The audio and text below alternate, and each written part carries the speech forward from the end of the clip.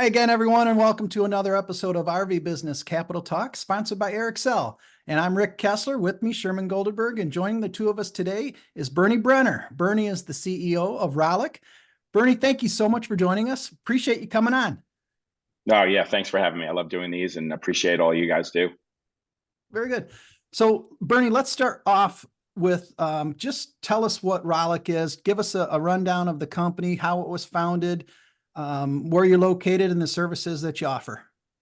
Yeah, sure. So we started about 6.5 years ago.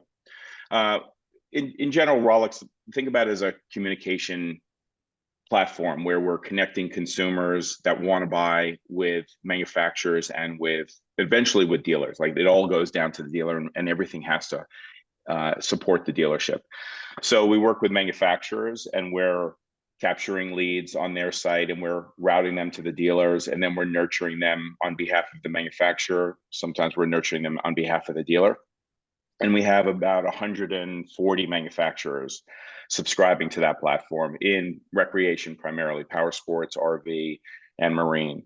And we're fairly large in RV and marine in particular. So very appropriate in terms of the data that we have today, and of course the clients.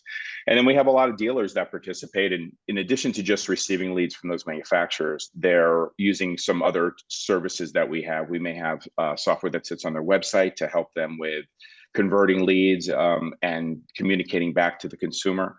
And then we actually also have a marketplace where we're private labeling programs for Sam's Club and employer programs and financial institutions. And we're also, again, trying to bring very high quality connection to the dealership so that they can sell and, of course, support the brands that we're working with. So it all works together. It's all on the same technology, but it's really around where do you find consumers in their entry point, but how do you support the dealer through the process with the brands that the consumer's interested in purchasing. So in a nutshell, that's it. That's quite a nutshell. Yeah, it's a lot to support these, a lot of brands, and we have several thousand dealers now on our technology, utilizing it every day. And so that's really good. And there's a big team behind making that happen. But in the end, it's just about, can you communicate? Can you personalize the communication? Can it be timely? And if it's what the consumer wants and needs and is asking for, the dealers will win the right way, if you know what I mean. Based physically in Houston, you were telling us before we got on. Well, I'm in Austin, and there's a team here in Austin, Texas, and then we have a large group in St. Louis, and then the rest of us are spread around the country. There's about 120 something employees, and about 70 plus of us are in the U.S. and spread around. But we're an Austin-based company. Bernie, it sounds a lot like, and I was doing my research before we got on. You've really positioned your company to be a business development partner, not just a sales growth, or you mentioned leads, and that's part of it, but it's really all about developing and growing the dealership's business. Yeah, look, everything has to work together. If you look at a transaction, there's always the consumer and the dealer involved, right? You can't buy anything from a manufacturer, but the manufacturer is involved because they have to produce something. Then a lot of times there's lenders that are involved, and there's a trade-in that's involved, and it gets very complicated at some point. And so our role is to deal with all of those constituents in a way where it is supports the transaction. So, a dealer in our world, in the RV world, the dealer sells many different products, but a manufacturer sells one brand, right? And so how do you organize that in a way where you have sort of this national presence on a manufacturer level, but you have the dealer that's at the local level and addressing the needs of the consumer? And there's a lot more that come out through this transaction. And so it's a lot more, you need more touch points and information and a different cadence when you're trying to address taking someone who's interested in the RV world. There's a 4-month sales cycle. And how does a consumer sort of navigate that with their needs, interests, questions? And how does the manufacturer support that process and yet support the dealer that the consumer is trying to get to? It's complicated in the back end. If you think about it, consumer doesn't see any of these things. They just want to know about product, and they want to understand where they can buy and how much it's going to cost and all the other affordability around that. Rick, I've got a direction, but you go ahead. Looks like you got a question there. Well, just one real quick one.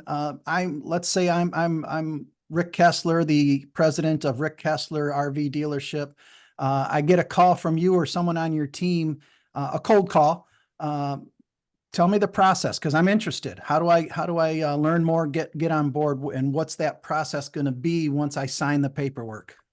Yeah, well, so if you're an RV dealer already, you probably, I'd say 99% chance you're already working with us in one way or another, because you're going to carry 6, 7, 8 different brands, and we're probably working with 5 to 6 of them.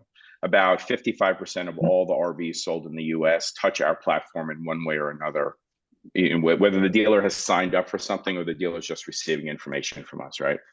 And so, but in your scenario, it comes down to, we would sort of assess what you want. So you may want to be part of our marketplace.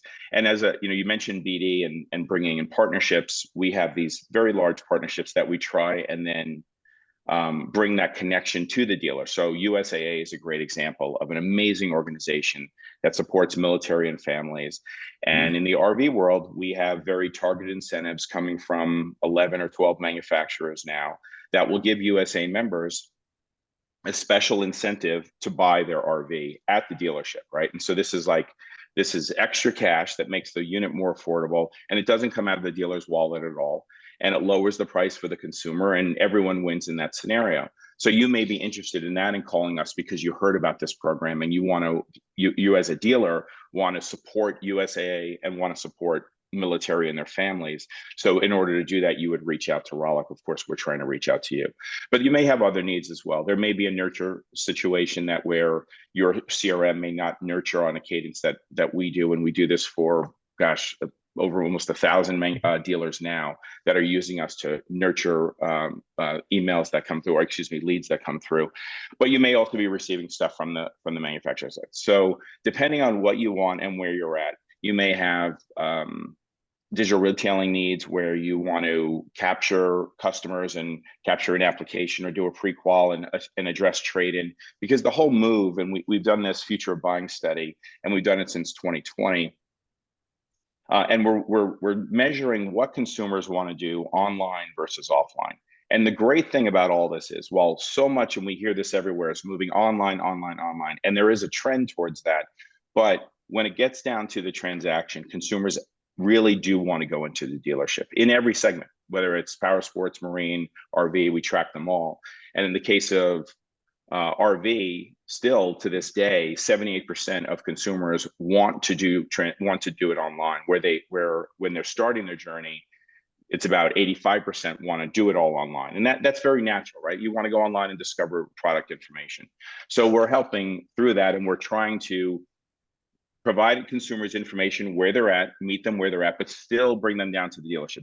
The dealer is extremely important in this process, and manufacturers know it, and we communicate this out. So the process, depending on what you want, could be as simple as, great, let's set up a profile for you. We need to take your inventory. We're going to post it on Sam's Club and our other marketplaces like that. And we're going to start routing you leads, which is your CRM. We want to make sure we post it properly, and it goes on from there. But you may have other needs that we can help with. So it all comes down to, we have a dialogue with you, and we want to find out where you're at, what technology you use, and then there's some things that we do. But really, there's so much of it, the relationships that we have, we start with a manufacturer, and we're supporting the dealer through the manufacturer communication, and that ultimately creates the dialogue where we're helping this dealer, and they say, what else do you have for us? So it's never really a cold call. It's really around, we're starting in a support role for the dealer, and then they're asking us, what else do you guys have? Because this, in our case, this technology is really creating a good impact for them. Good. Sherman? Well, here in 2024, if I understand you correctly, you're saying there's still a place for eye-to-eye contact. Oh yeah. For personal interaction. Yeah, believe it or not, it still exists, and it's going to exist. I mean, the idea that people are going to buy these products or even cars online, it's not there. And in the case of the beauty about the recreation category is that the people who are selling it are enthusiasts, and the people who are buying it are enthusiasts. And enthusiasts like talking to each other, and they like discovering product, and they want an understanding of their product to make decisions around which accessories or whatever it may be. So I really think that's always going to be there. More and more information can be provided online. We're working on a whole variety of things to help with product discovery and true understanding, using AI, and everyone's going to be either building it or going to be building it. And we have a huge plan around it because we sit on so much information from the manufacturer. And to the extent that the dealer wants to provide information, we can make it smarter for them as well. But in the end, when you're talking about a complex transaction, that's just not just simply going and buying a book on Amazon or whatever you need. You need to understand the product. There's a financing component around it. We know with RVs, and the market's very sensitive to interest rates, as we've all seen. But you still need that contact to truly complete the transaction, and consumers want that. They're not ready to buy these just sight unseen, just deliver it to my house and I'm going to be fine there. The dealer plays a very, very important role in this process, especially with RV. Yeah. So they're not moving online for a long time, Sherman. We're all safe here. Thank you. One of the things that obviously caught our eye, our headlines, I'll read one. Rollick unveils future of buying study for RV outdoor industries. Tell us about that. Yeah, so as I mentioned, that was something we've been looking at and tracking since 2020. This latest year, we had about 27,000 respondents, so it's fairly large. This isn't some sample size of 1,200 people. We got 27,000 individuals who are owners, they've owned it multiple times. They're new owners for the first time, and then we asked them a whole variety of questions around their journey, what they expect, what influences their purchase decision, let's say, for the next time. And of course, there's so much information around that, but it's great. Some interesting things that have come out of it is like manufacturer websites, very, very important. They're the most visited and they're the most trusted. So there's a frequency of visiting, and then there's a trusting aspect to it as well. And you got to measure both in order to determine where the most sort of influence can come from. And trust is a big one. Manufacturers' websites are very important and getting more important over time. Dealers' websites, interesting. So then there's third-party sites like ratings and reviews and third-party portals, and then there's dealer sites. The dealer sites are visited, let's say, third in that line of the manufacturer site, then third-party site, and then dealer site. But after manufacturer, it's actually dealer sites that are trusted. And I think that's because right there is that live inventory that is available. And then ultimately consumers, as I said, the dealer is very, very important, especially in the product enthusiast role and their product specialists.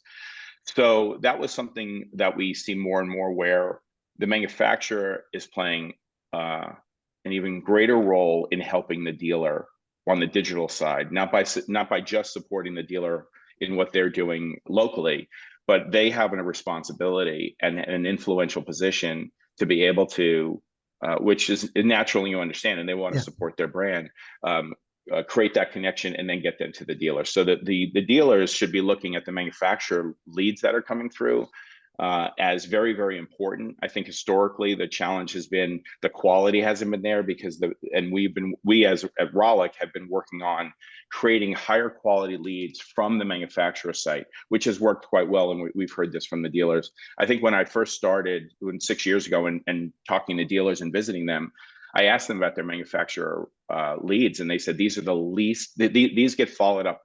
This is the last. Like, if I've got nothing else to do, I'm going to get to them. And the reason why, as they said, was they're low quality. The manufacturer is not asking them the right questions. They're not serving up actual live inventory. This may be someone who just put their name in and wants me to mail them a brochure. That's again where I talk about this role of the manufacturer can be very, very important in helping the dealer, and the dealers will respond properly if they feel that they're being given the right information. So that's been a huge push for us over the last 5+ years, and that's worked out quite well with the manufacturers that are working with us. So that's an example. Yes, 27,000 responses. Very impressive on your study. Thank you. Thank you. Yeah, there's some other things too. We also measure like rentals. How do rentals influence sales, right? Because this is a big thing. This is a big topic right now. And they do. They actually, in RV, they will, it's sort of like that try before you buy, right? And there's a lot of renters that eventually buy a unit. While most have still not rented, the ones that do, it seems to influence them in RV, not in marine. If you're renting if you're renting a boat, you seem to stay with that. I'm going to rent a boat. I don't need a slip, and I don't want to do those other things. But RV, it's definitely different where it's influencing. Now, the challenge is that most, at least according to the study, do not want to put their unit in the pool. So if it might be a future plan where manufacturers need to feed the rental pool in order to create more supply if the demand is there, so that then they can feed into ultimately converting into more sales. We'll see. Doesn't seem to be a sales tactic today, but rentals are definitely an avenue for helping with sales. There's a couple of other things, RV specific things from your study that I wanted to highlight. Interestingly, it's at least compared to the marine and power sports respondents, the age of the RV respondents was skewed a little bit older. More of female ownership in RVs compared to the other two markets. And this is probably not a surprise, but the RV, actually the outdoor recreation owner is wealthier, coming into the door much wealthier. Yeah, some things are just intuitively logical, but you don't sort of believe it until you see it sort of on paper. But the wealthier is like, no one needs, none of these products are needs, right? No one needs an RV, no one needs a boat. But so these are in a sense luxury items, but people will buy them even if they're not, I think as a group they skew more affluent. But the reality is there's plenty that are, let's say, not on that side, but they choose this is the way they're going to spend time with their family. We all know this is what's beautiful about the RV industry and the people that enjoy RVs is this is family time, right? Now, in the age side, sure, we all know it skews older because when you're retired, you have more time to travel and you can live out of these and go around the country. So, but the demographic side, while in the RV world is older, as the newer ones come in, there is a change in behavior around how they want to engage. That is very, very clear. So as I mentioned in this study, we're measuring where consumers want to start their journey online for information and they want to end it at the dealership. If you were to break that down from the boomers to the millennials to the Gen Zers and then whatever demographic cohort you want to put them into, you will see slight shifts to moving to more or willing to do more online. They still want to go to the dealer, but instead of 80%, it might be 78, 76, 70%, depending on the demographic group you're looking at. But for the most part, the super majority still need to eventually get into the store, even though they may have grown up with all online, like everything is online. They never knew a world before email. They still want to go online. So, but there are shifts, and I think in the long run that's going to have to continue. But in the end, while they may say, I would like to do more online, even completing the transaction, I think it's just not practical to expect that to occur because the dealer has such a big role in dealing with financing. And if there's negative equity in a trade, and we all know these things, but the consumer is not aware of them until they meet those moments, and the dealer is there to help them through that. And to your point, and this is coming from your study, the typical RV purchase is there's 4+ months of research going on. And like you said, it's usually going to be heavily influenced by the OEM's website. So they're settling on some brands, they're doing their research. From there, they're going to spin off to the dealer websites to look at inventory and pricing, but they're also looking at, I hate to say it, but they're looking at the owners groups on the Facebook pages. They're looking at the YouTube influencers who are doing their own reviews. And I just got to notice that we're going to be expiring here in 10 minutes. So we'll wrap it up here. But you mentioned email too. And that is something else that's pretty important to bring out here. And that is don't call me, send me an email so I can look at it on my own time. Yeah, I think that it depends on what type of response the consumer is expecting. So if I submit a lead for more information, I give you my information, they want a response immediately. Probably not phone call, but that could be text, right? It's sometimes they want phone call, but for the most part, I think it's email and text. Now on a nurture program, because you're talking about, you brought up the 4 months, that they actually prefer email. They want information. They want it, based on where they are in their journey, right? And they want to read it on their time because it's not time sensitive. Meaning I need a decision today or within the next hour or two, or I want some more information on this specific unit that I just submitted a lead on. So email is still the preferred. Phone call is, definitely not. Like we're all, this is the problem. We're buried with phone calls. And if we don't know the number, we're trained. We're not picking it up. So the best response is if the consumer says text them. If they want email them right away, and then keep that cadence up through the program. And that's another area that we track to see what is the effectiveness, how frequently do you do it, what do you communicate with based on where they're at. And one of the things we're really trying to understand and bring to our manufacturers and our dealers is if we can see and communicate and capture information from the consumer and understand more about them, where are they in this journey? Are they 4 months? Are they 3 months, 1 month, 3 hours, 3 days, you name it. But if you can figure that out, then you can talk to them where they are at. And that's what ultimately consumers want. Go ahead, Sherm. No, I just think we're out of wrap. Okay. Yeah. There is only one other statistic, and we really can't get into it, but the one that surprised me was 48% of the RV respondents use their product.